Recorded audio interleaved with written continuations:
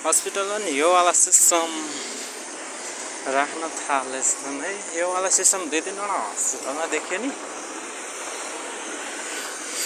तर जिल्ला हस्पिटल नै हाम्रो बवाल बनेको अब चाहिँ हो क्या। सिन्धुली जिल्लाको जिल्ला हस्पिटल अब चाहिँ बन्ने भयो गाइस। बन्ने भयो भन्दा नि बन्यो, बनिसकेको छ। लगभग सञ्चालन हुन थाले नि 1 वर्षको अट्यो हैन। अब चाहिँ ठिक छ।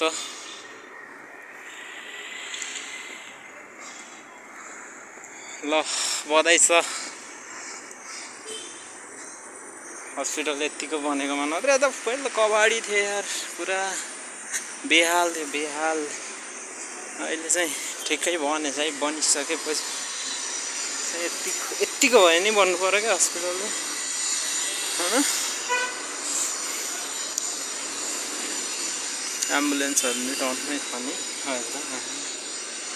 ल है ल ठिक छ खतरा छ।